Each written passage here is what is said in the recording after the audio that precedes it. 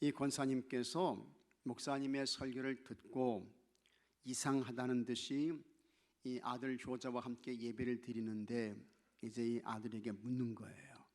이렇게 묻습니다. 목사님께서 설교 중에 왜 석곡지로 살지 말고 적곡지로 살라고 하셨지? 이게 궁금해가지고 그때 이 아들이요 이렇게 대답합니다. 네 어머니, 그것은 소극적으로 살지 말고 적극적으로 살아야 한다고 하신 거예요. 근데 이 나이 연세가 높으신 어머님 권사님은 이게 잘 안 들리는 거예요. 권사님이 다시 말했습니다. 그럼 왜 목사님이 선풍기를 닦으라고 하신 거야? 아들이 다시 대답합니다. 어머니, 그것은 목사님이 우리들의 성품을 닦아야 하신다고 한 거예요. 이 선풍기 이게 아니고 뭡니까? 우리의 성품. 이 성품을 잘 닦아야 한다는 건데 이게 잘 안 들리는 거예요. 연세가 높으신 어머니 권사님은 여러분 처음부터 귀가 안 들린 게 아닙니다.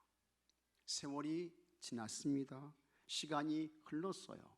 그러다 보니 몸이 약해지셨습니다. 기력이 떨어졌어요. 그래서 노안도 와서 앞이 안 보이고 귀도 잘 안 들리는 거예요.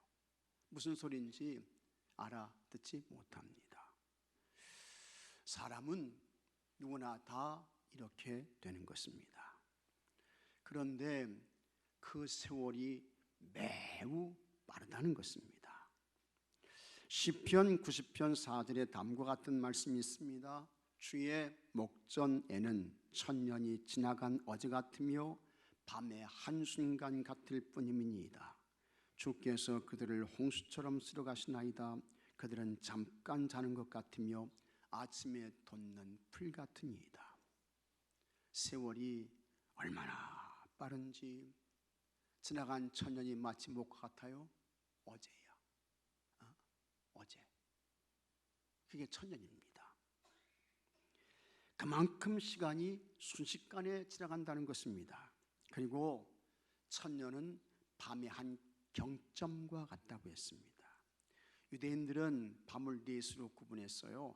1경, 2경, 3경, 4경 이렇게 구분했는데 이 경과 경 사이의 시간은 4시간입니다. 근데 그 4시간이 아주 빠르게 지나가죠.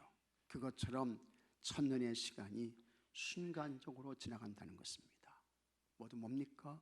세월의 빠름을 말씀하고 있는 것입니다. 이와 같은 시간의 빠른 흐름 속에서 하나님께서 사람들을 세상에 보내셨습니다. 그들로 하여금 생을 살게 하셨습니다.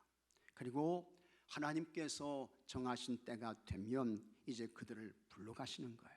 그런데 여러분, 홍수처럼 데려가신다고 했습니다.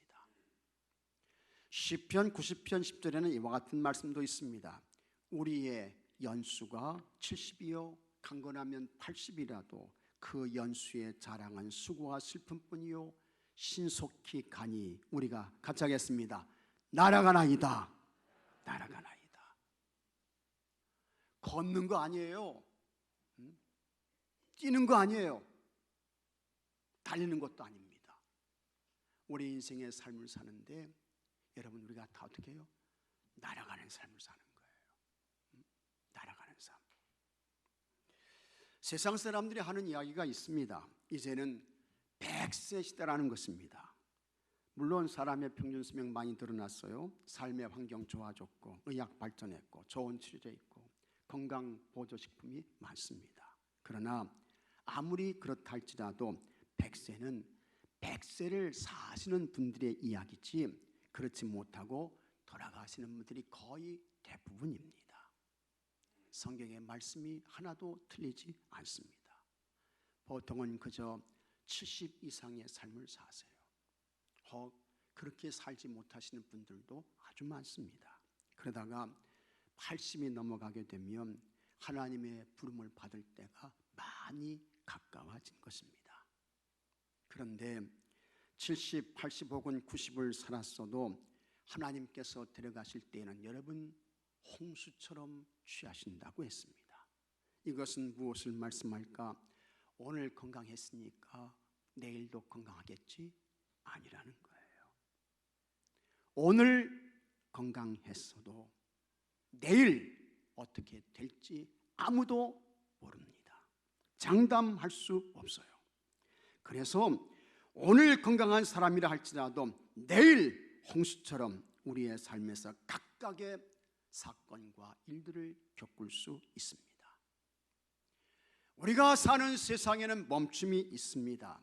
거리를 주행하는 차는 붉은 신호등이 들어오면 무조건 멈춰야 돼요. 그 다음에 차는 주차장에 가면 멈춰요. 거리를 걸어가는 사람도 붉은 신호등이 들어오게 되면 멈춰야 됩니다. 지나가면 큰일 납니다. 사고 나요. 기차도 역에서는 멈춥니다. 바다를 항해하는 배도 항구에서는 멈춰요. 하늘을 나는 비행기도 어떻게 해요? 공항에서는 멈춥니다.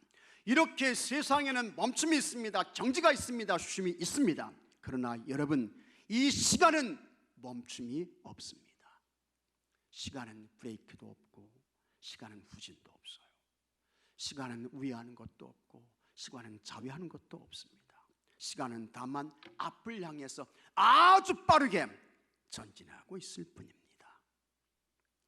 이렇게 빠르게 지나가는 시간 앞에서 하나님의 사람들은 어떤 영적 자세와 태도를 취해야 할까? 여러분, 허물을 말해서는 안 됩니다. 인생의 무상을 외쳐서는 안 됩니다. 절망해서도 안 돼요. 낙심해서도 안 돼요. 한숨을 쉬며 탄식해서도 안 됩니다. 원망해서도 안 되고 불평해서도 안 됩니다. 더군다나 누구를 탓해서는 안 됩니다. 어떤 사람을 비방하고 멸시해서도 안 됩니다. 하나님께서 나에게 허락하신 시간, 하나님께서 나에게 맡겨주신 기회에 대하여 어떻게 살았고 어떻게 살고 있는지 성찰해야 합니다. 반성해야 되는 거예요. 성찰하고 반성하는 것이 무엇입니까? 자기의 모습을 들여다보는 거예요. 마치 거울을 통해서 자기의 모습을 보는 것처럼 자기 자신의 모습을 조목조목 살피는 것입니다. 이것이 성찰이죠. 반성인 것입니다. 이와 같은 과정이 반드시 꼭 있어야 합니다. 그래야 허송의 시간을 보내지 않습니다. 이 땅에서 여러분, 하나님께서 우리에게 허락하신 시간은 무한이 아닙니다. 정해진 시간이 있어요. 한계가 있습니다. 그래서 하나님께서 허락하신 시간과 기회에 대하여 우리는 진지해야 합니다. 그래야 후회하지 않습니다. 그 사람에게 진보가 있어요. 하나님께서 좋아하시는 성숙에 이를 수 있습니다. 그러면 무엇을 기준으로 해서 성찰과 반성이 이루어져야 할까? 다윗이 시편 100편 3절에 이렇게 말씀했습니다. 여호와가 우리 하나님이신 줄 너희는 알지어다. 그는 우리를 지으신 이요 우리는 그의 것이니 그의 백성이요 그의 기르시는 양이로다. 다윗이 하나님이 부르시고 택하신 성민의 영적 정체성을 너무 명확하게 정확하게 말씀해 줬습니다. 우리 누굽니까? 여러분 누구세요? 여러분은 하나님이 만드신 피조물인 줄로 믿으시기 바랍니다. 우리는 하나님 거예요. 여러분 하나님의 것입니다. 우리는 같이 하겠습니다. 나는 하나님이 기르시는 양입니다. 여러분 하나님이 기르시는 양이세요. 이것이 하나님 앞에 있는 우리의 존재의 모습인 것입니다. 하나님 나를 만드셨다. 나는 하나님이 기르시는 양이야. 이거 잊어버리시면 안 됩니다. 그리고 그와 같은 여러분들을 이 세상에 보내서 이 세상의 생을 살게 하시는 거예요. 우리는 하나님의 백성이죠. 우리는 하나님이 기르시는 양들입니다. 이것은 하나님께서 친히 우리의 목자가 되어주신다는 것입니다. 참 감사한 것입니다. 고마운 거예요. 정말 하나님의 최고의 축복이고 감당할 수 있는 은혜인, 감당할 수 없는 은혜인 것입니다. 세상의 창조자이시며 통치자이신 하나님께서 직접 양을 기르시니, 하나님이 길러주시니, 여러분 무슨 걱정이 있으셔요? 무슨 염려가 있으십니까? 없어야 되는 거예요. 다 감사하셔야 되고, 다 기뻐하셔야 되고, 다 하나님께 찬송하셔야 됩니다. 우리에게는 여러분 할렐루야만 있어야 하는 줄로 믿으시기 바랍니다. 하나님이 우리를 지으시고 하나님이 우리를 길러주시는데 뭐가 걱정이셔요? 뭐가 염려셔요? 뭐가 두려우셔요? 그냥 우리는 할렐루야, 할렐루야만 있을 뿐이죠. 이것이 우리의 존재의 모습인 것입니다. 그런 우리는 하나님의 소유요, 하나님의 성민이요, 하나님의 자녀이기 때문에 누구의 뜻에 맞춰서 살아야 합니까? 하나님 뜻에 맞춰 살아야죠. 당연히 우리를 지으시고 우리를 먹이시고 돌보시고 기르시는 하나님, 그 하나님의 뜻에 맞춰 살아야 하는 것입니다. 하나님의 생각에, 하나님의 계획에, 하나님의 비전에 맞춰야죠. 이게 옳은 것입니다. 이게 바른 것입니다. 양을 키우는 목장의 주인이 있습니다. 이 목장의 주인은 그가 키우는 양에 대하여서 가장 정확하게 아는 것입니다. 주인만큼 정확하게 아는 사람이 없습니다. 이건 자녀도 마찬가지죠. 여러분의 가정에서 자녀들을 키우는데 부모가 이 자녀를 키울 때 부모만큼 자녀를 정확하게 누가 알겠습니까? 어떤 사람이 알겠어요? 모르죠. 실질적으로 농장이나 목장을 오래 경영하다 보면 이 주인이요, 가축 사이를 지나가기만 해도 이 가축의 상태를 아는 거야. 숨소리만 들어도 이게 건강한지 병들었는지 아는 거예요. 눈만 봐도 알 수 있습니다. 소리만 들어도 알 수 있고, 그 다음에 그 가축의 털만 봐도 알 수 있게 되는 것입니다. 그런데 목장의 주인은 그가 기르는 양에 대한 계획이 있습니다. 어떤 양은 고기를 얻기 위해서 이 양을 키우는 것입니다. 어떤 양은 털을 얻기 위해서 키워요. 어떤 양은 가죽을 얻기 위해 키웁니다. 그리고 어떤 양은 젖을 얻기 위해 양을 키우는 것입니다. 각각의 목적이 다 달라요. 틀립니다. 그러면 그 사명과 목적을 누가 정하는 것일까? 양이 정합니까? 양이 정하시는 거예요? 아니죠. 주인, 목장의 주인이 정하는 거예요.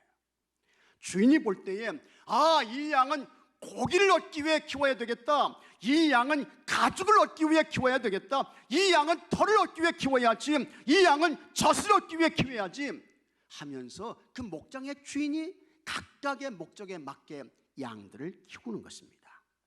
만일에 어떤 양이 주인이 정해진 사명과 책임이 있는데 이 양이 나 싫어요, 나 못해요, 그래서 주인은 고기를 얻기 위해 키웠는데 그것이 싫어서 나는 젖을 내는 양이 되겠다고 하면서 고집을 피우다가 이 양이 죽었어요. 주인이 볼 때 이 양이 착한 양입니까? 이 양이 좋은 양이에요? 아니에요. 이 양 못된 양입니다. 이 양은 주인의 말을 듣지 않은 나쁜 양인 것입니다. 이것은 하나님께서 기르시는 양된 우리에게도 동일하게 적용되는 영적 법칙입니다. 우리는 모두 여러분 하나님께 속한 자들입니다. 우리는 하나님의 성민입니다. 하나님께서 기르시는 양이에요. 그런 우리들은 여러분 같이 하겠습니다. 100%, 몇 퍼센트요? 100% 하나님께 순종해야 합니다. 믿습니까 여러분? 100%예요. 우리를 만드셨고 우리를 기르시고 우리를 돌봐주시는 하나님이시기 때문에 그 하나님께 우리는 양된 존재로서 100% 하나님께 순종하셔야 돼요. 그리고 누구의 뜻대로 살아야 됩니까? 이 하나님 뜻대로 살아야죠. 누구의 계획대로 사셔야 돼요? 하나님 계획대로 사셔야 돼요. 누구를 기쁘시게 해야 합니까? 자기를 기쁘시게 해야 되나? 아니에요. 하나님 기쁘시게 해야지. 누구에게 순종해야 돼요? 하나님께 순종해야 하는 것입니다. 그러나 여러분의 삶을 성찰해 보십시오. 여러분의 모습을 살펴보셔요. 과연 나는 어떻게 살았고 어떻게 살고 있나? 2023년 나의 삶의 모습은 어떤 것이었나? 나는 하나님이 기르시는 양이니 하나님의 뜻대로 살아야지. 하나님이 내 아버지가 되시니 하나님의 계획대로 살아야 돼. 내 인생의 소유권을 가지고 계신 하나님을 기쁘시게 하는 삶을 살아야지 하면서 여러분 전심으로 하나님의 뜻을 찾으셨습니까? 하나님 계획을 물으셨어요? 다윗처럼 하나님께 묻고 여쭈셨습니까? 사무엘상 23장 2절에 이에 다윗이 여호와께 묻자와 이르되 내가 이 블레셋 사람을 치리이까? 여호와께서 다윗에게 이르시되 가서 블레셋 사람을 치고 그일 나를 구원하라. 그 다음에 다윗이 또 물어요. 4절에는 다윗이 여호와께 다시 묻자온대 여호와께서 대답하여 이르시되 일어나 그일 나로 내려가라. 내가 블레셋 사람들을 내 손에 넘기리라 하신지라. 11절에는 이와 같은 말씀도 나옵니다. 그일라 사람들이 나를 그의 손에 넘기겠나이까? 주의 종이 들은 대로 사울이 내려오겠나이까? 이스라엘의 하나님 여호와여 원하건대 주의 종에게 같이하겠습니다. 일러 주옵소서. 일러 주옵소서.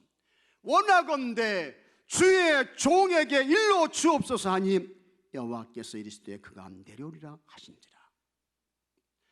다윗은 모든 것을 하나님께 묻는 거예요. 하나님께 아뢰옵니다. 이런 다윗은 진짜 하나님의 사람이었습니다. 이 다윗은 하나님의 전부인, 하나님의 전체인 그와 같은 삶을 살았던 것입니다. 이런 다윗을 하나님께서 대단히 좋아하셨지요. 기뻐하셨어요. 이 다윗을 향해서 너는 내 마음에 맞는 자다.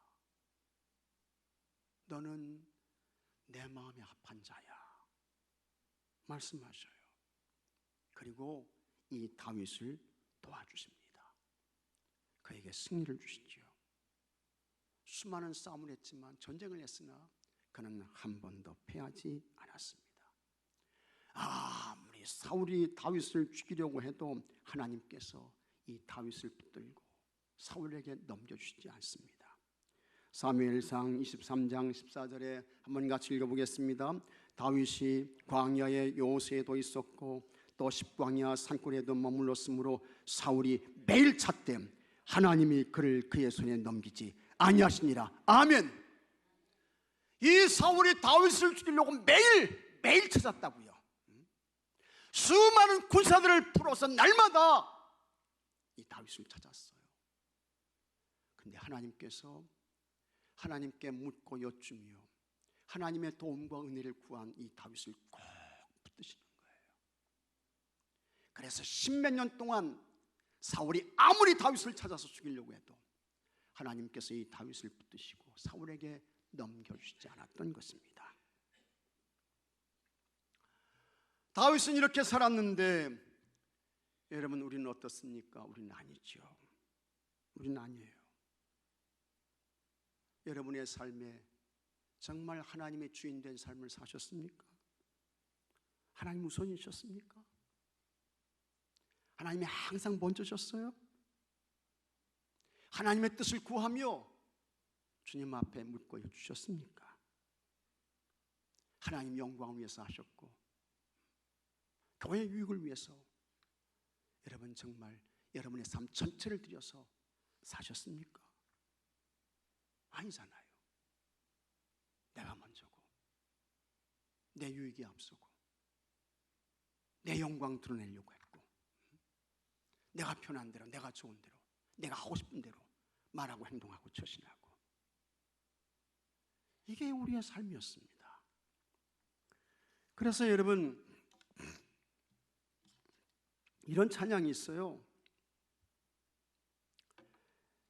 내 맘대로 고집하며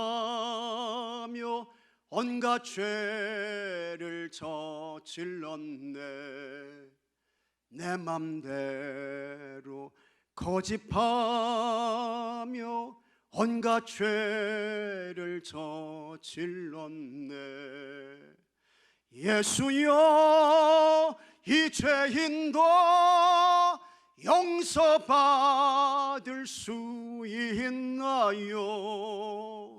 벌레만도 못한 내가 용서받을 수 있나요? 내 마음대로 고집하며 온갖 죄 저질렀어. 이게 누굽니까? 나예요. 여러분이야. 이와 같은 허물과 죄를 성찬했습니다. 그 다음에 어떻게 해야 할까? 오래 해야 합니까? 회개해야죠. 회개해야 돼. 성찰로만 끝나면 성숙이 없어요. 반복해서 똑같은 죄를 지어. 회개하셔야 돼요. 회개는 돌이키는 것입니다. 벗어난 길에서 제자리를 찾아서 돌아오는 거예요. 우리는 하나님께서 기르시는 양입니다. 그런데 양된 우리가 하나님처럼 살았잖아요. 주인 행세를 하며 살았어요. 내가 판단하고 내가 결정하고 정죄하고 그냥 내가 좋은 대로, 내가 하고 싶은 대로, 내가 생각한 대로 말하고 행동하고. 하지만 이제는 여러분 안 됩니다. 제자리 찾아야 돼요. 나는 하나님이 기르시는 양된 자리로 돌아가고, 그 다음에 하나님은 우리를 기르시는 주인의 자리에서 우리를 다스리시고 통치하시고, 이렇게 우리가 하나님의 통치와 지배를 받을 때 그곳에 뭐가 있게 됩니까? 하나님 나라 천국이 있게 되는 거예요. 예수님께서 요한복음 12장 49절에 다음과 같이 말씀하셨습니다. 내가 내 자유로 말한 것이 아니요 나를 보내신 아버지께서 내가 말할 것과 이룰 것을 친히 명령하여 주셨으니. 예수님은요, 모든 말씀을 하시고 행동을 할 때 예수님 자유로 말하고 행동하지 않았다는 거예요. 하나님께서 말할 것과 이룰 것을 예수님께 알려주셨다는 것입니다. 그리고 예수님은 그와 같은 하나님의 말씀을 뭘로 받았느냐? 영생으로 받은 거예요. 50절에 같이 한번 읽어보겠습니다. 나는 그의 명령이 영생인 줄 아노라. 그러므로 내가 이르는 것은 내 아버지께서 내게 말씀하신 그대로니라 하시니라. 예수님께서 공생의 삶을 어떻게 사셨나 하는 것을 우리에게 보여주고 있는 것입니다. 우리 예수님 어떻게 사셨습니까? 예수님은요, 예수님이 생각하신 대로 말하지 않았어요. 예수님이 계획하신 대로 행동하시지 않았습니다. 자유로 말하거나 행동하지 않으셨던 것입니다. 예수님을 세상에 보내신 하나님 아버지께서 예수님에게 말할 것과 이룰 것을 친히 알려주셨다고 했습니다. 예수님은 그와 같은 하나님의 말씀에 대하여 하나님의 말씀이 영생이시군요 그렇게 받고, 그 예수님은 영생에 이르게 하는 하나님의 말씀을 자기 생각을 섞지 않고 다 그대로 선포한 거예요. 하나님의 명령에 자기 생각과 자기 계획 그런 거 붙이지 않고 하나님의 명령하시고 알려주신 그대로 전하고 선포하며 사셨던 것입니다. 우리 예수님께서 여러분 어느 정도까지 하나님께 순종하셨습니까? 그분의 나이 33살 때 십자가에서 고난당하십니다. 예수님께서요, 십자가에 달리실 때 완전히 벌거벗기를 당했어. 완전히 그냥. 그 다음에 예수님께서요, 침뱉음을 받았어요. 그리고는 지나가는 못된 놈들한테 이 예수님이요, 이 뺨을 맞으셨다고. 뺨을. 지나가는 못된 놈들한테 뺨을 맞으셨어요. 예수님께서. 자기 허물과 죄가 어떤 것인지도 모르는 놈들이 말이죠, 예수님을 뺨을 때리는 거예요. 그리고는 당신이 정말 그리스도입니까? 지금 당장 내려보십시오. 그럼 우리가 당신을 그리스도로 믿겠습니다. 이와 같은 엄청난 시험을 당하십니다. 그때 예수님은 저 하늘에 12군단 더 되는 천군 천사를 데려와서 저런 악하고 못된 놈들 그냥 싹 없애버리고 싶었지만 하나님은 아니었습니다. 하나님께서 예수님께 말씀하십니다. 내가 십자가에서 죽어 흠없는 피를 쏟고 거룩한 몸을 찢어야 인간의 죄의 문제가 해결되고 죄와 허물로 죽은 인생들에게 구원이 있게 된다. 그러니 너는 내가 참아야 돼. 그리고 너는 십자가에서 대속의 죽음을 죽어야 돼. 그때에 예수님께서 하나님을 향해 절규했습니다. 나의 하나님, 나의 하나님, 어찌하여 나를 버리셨나이까. 그러나 예수님은 십자가 위에서 끝까지 하나님의 뜻을 거역하지 않았습니다. 온 인류의 죄와 허물의 문제를 해결하기 위해 죄 없는 피를 흘려주셨습니다. 그분의 거룩한 몸을 찢어주셨습니다. 예수님이 자유로 생각하고 말했다고 하면 십자가에서 내려와야죠. 하늘 천군 천사 끌어와서 자기를 핍박하고 고난 주는 그런 못된 무리들 싹 진멸해야죠. 그러나 예수님은 아니었습니다. 마침내 하나님의 구원의 계획이 완성되었습니다. 하나님의 구원의 뜻이 성취되었습니다. 예수님께서 십자가에서 자신을 내어주심으로 인간에게 구원의 길이 활짝 열려지게 된 것입니다. 뭐든 뭐냐, 예수님은 자유로 말하거나 자유로 행동하지 않으셨던 것입니다. 예수님 편한 대로, 예수님 좋은 대로 말하거나 행동하지 않으신 거예요. 예수님은 하나님의 생각, 같이 하겠습니다.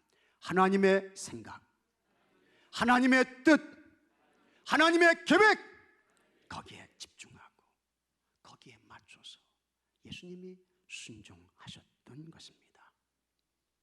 그런 예수님께 하나님께서 놀라운 은혜를 베푸셨습니다. 예수님께서 십자가에서 죽으셨습니다. 그날은 안식이 시작되는 금요일이었습니다. 예수님께서 아리마대 사람 요셉의 무덤에 장사되었습니다. 예수님께서 안식일에 무덤에 계셨어요. 안식 후 첫날이 되었습니다. 예수님께서 죽음을 이기시고 부활하셨습니다. 사망을 정복하시고 다시 사셨습니다. 지금까지 인류 역사에서 죽음을 이긴 사람은 없습니다. 사망을 정복한 사람은 단 한 사람도 없어요. 사람은 다 죽어요. 인간은 죽습니다. 그런데 예수님께서 다시 사셨습니다. 예수님 부활하셨습니다. 누가 이 예수님을 부활케 하셨습니까? 누가 하신 거예요? 하나님께서 하신 거예요. 사도행전 2장 4절에 다 같이 읽겠습니다. 하나님께서 그를 사망의 고통에서 풀어 살리셨으니 이는 그가 사망에 매여 있을 수 없었습니다. 아멘. 누가 하신 거예요? 하나님께서. 자유로 말하거나 행동하지 않고 하나님의 뜻에 맞춰서 자기를 쳐서 하나님께 순종하셨던 이 예수님을 죽음에서 다시 하나님께서 일으키셨던 것입니다. 부활로 나오게 하신 거예요.